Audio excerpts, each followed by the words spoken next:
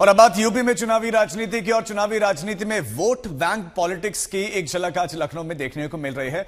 लखनऊ में जनेश्वर मिश्रा पार्क में पुष्पांजलि देने आए अखिलेश यादव को इस बार पार्क में जयंती मनाने की इजाजत तो नहीं मिली, लेकिन अखिलेश यादव ने चुनावी साल में जनेश्वर मिश्र जयंती का भव्य आयोजन किया है।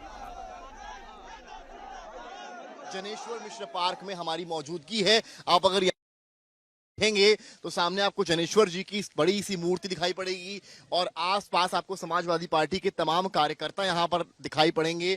जनेश्वर मिश्र की अगर आप बात करें तो यूपी की सियासत में एक बहुत बड़ी छवि रही है और समाजवादी पार्टी का जो आंदोलन रहा या शुरुआत से फाउंडिंग मेंबर्स में उनको गिना जाता है।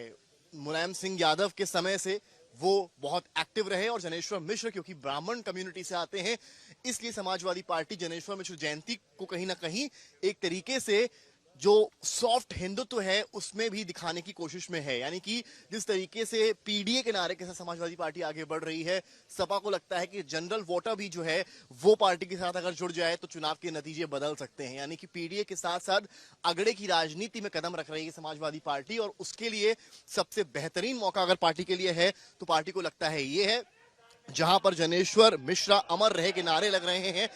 अखिलेश यादव आप देख सकते हैं यहाँ पर जो है निकल रहे हैं। यहाँ पर समाजवादी पार्टी के राष्ट्रीय अध्यक्ष हैं, जनेश्वर मिश्र की जयंती का मौका है, यहाँ पहुंचे और अब यहाँ से सीधे प्रबुद्ध सम्मेलन के लिए कार्यकर्ताओं की भीड़ के साथ आप देख सकते हैं समाजवादी पार्टी के तमाम नेता कार्यकर्ता जो यहाँ पहुंचे हुए हैं उनके साथ वो प्रबुद्ध सम्मेलन के लिए यहाँ से निकल चुके हैं। कैमरामैन गौरव के साथ आज तक।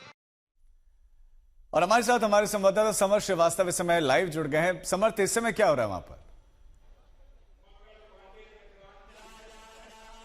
राजीव, देखिए समाजवादी पार्टी का प्रबुद्ध सम्मेलन इस वक्त चल रहा है। भारी भीड़ यहाँ समाजवादी पार्टी कार्यालय में उपस्थित है और आप अगर तस्वीरों में देखें तो आपको यहाँ पर अखिलेश यादव नजर आएंगे और जितनी अगर आप गौर करेंगे तो जो ब्राह्मण लीडरशिप समाजवादी पार्टी की है वो आपको स्टेज पर उनको तरजीह मिली है, चाहे माता प्रसाद पांडे हो, नेता प्रतिपक्ष हो, सनातन पांडे हो, सामने पूजा शुक्ला आपको दिखाई पड़ेंगी, उनके बगल में पवन पांडे दिखाई पड़ेंगे, प्रोफेसर अभिषेक मिश्रा आपको दिखाई पड़ेंगे और बीच में आपको अखिलेश यादव यहाँ पर मौजूद नजर आएंगे जो इस वक्त इस प्रबुद्ध सम्मेलन का हिस्सा बन रहे हैं।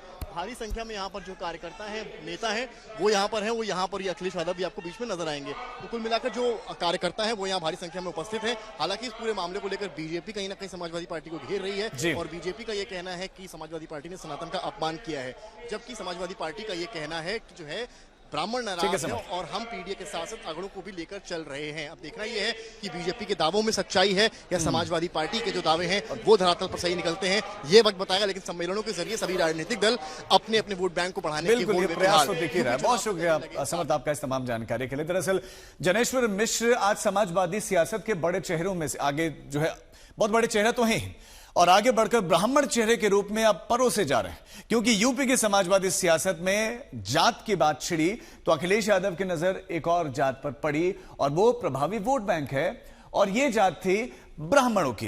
ये वैसा वोट बैंक है जो आबादी में तो बमुश्किल 11 से 15% ही है, लेकिन सियासी असर ऐसा रखते हैं कि यूपी की 115 विधानसभा सीटों पर हार जीत का फैसला कर देते हैं। और 2024 के चुनाव में इस वोट बैंक का 89% हिस्सा बीजेपी को मिला था। अखिलेश की नजर अब इसी वोट बैंक पर है।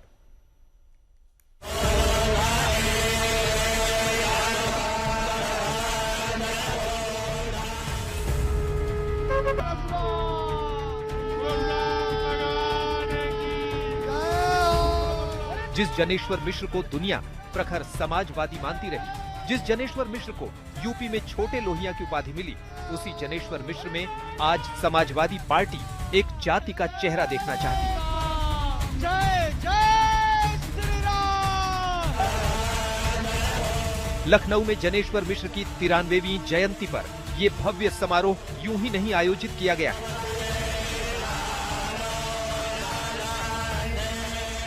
योगी सरकार को ब्राह्मण विरोधी करार देने की कोशिश अब समाजवादी को ब्राह्मण हितैषी जताने तक पहुंच गई है। और किसी एक जाति मात्र को एक पहचान बना करके ये उत्तर प्रदेश की सरकार जिस तरीके से चल रही है और सबके साथ जो सलूक हो रहे हैं उसके चलते ब्राह्मण सर्वाधिक पीड़ित है और उसमें उम्मीद दिखाई पड़ रही है समाजवादी पार्टी और माननीय अखिलेश यादव जी। दरअसल समाजवादी पार्टी ने 2020 के विकास दुबे एनकाउंटर कांड के बाद से ही योगी सरकार को ब्राह्मण विरोधी करार देने की कोशिश शुरू कर दी थी। फिर कानपुर देहात में दीक्षित परिवार की झोंपड़ी पर बुलडोजर से लेकर प्रयागराज में बटुकों की पिटाई और ब्राह्मण विधायकों के प्रीति भोज तक को लेकर समाजवादी पार्टी ने बीजेपी पर निशाना साधा। भारतीय जनता पार्टी के सभी ब्राह्मण विधायक एक दिन अगर एक छोटे भोज पर मिलते हैं तो उस पर भी उनके जो नवनियुक्त अध्यक्ष हैं, प्रदेश अध्यक्ष जी, वो उनको इतनी बुरी तरह डांटते हैं कि अगले दिन अगर किया तो पार्टी कार्रवाई। अंदाजा लगा सकते हैं कि ब्राह्मणों की भारतीय जनता पार्टी में क्या हैसियत रह गई। विपक्ष इन घटनाओं को कभी इंजन टकराने तो कभी ब्राह्मण बनाम ठाकुर विवाद भड़काने के तौर पर करता रहा, क्योंकि विपक्ष की नजर ब्राह्मण वोट तोड़ने पर है।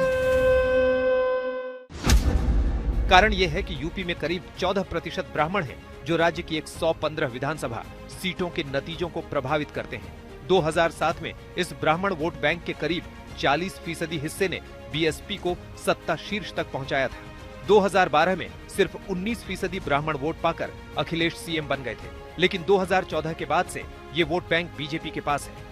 2014 लोकसभा में लगभग 72% ब्राह्मणों ने बीजेपी को वोट दिया, जो 2017 विधानसभा में 80% तक पहुंच गया।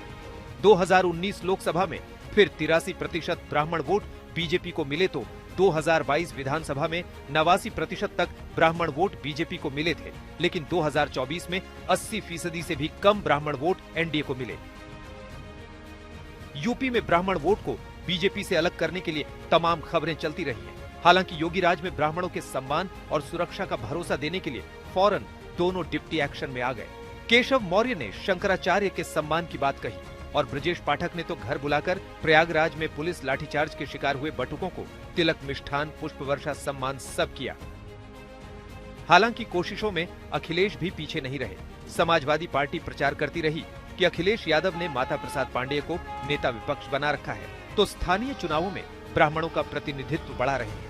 अखिलेश गोसाईगंज में भगवान परशुराम की मूर्ति लगाने से लेकर परशुराम जयंती पर सरकारी छुट्टी तक की मांग कर चुके हैं। इतना ही नहीं, अखिलेश इन दिनों पंडित जी के मुहूर्त से ही बड़े काम करने का दावा करते हैं। समाजवादी पार्टी दफ्तर के बाहर सनातन समाजवाद वाले पोस्टर लगाते हैं, तो राजकुमार भाटी जैसे नेता के ब्राह्मण विरोधी बयान के बाद जोरदार फटकार भी लगाते हैं।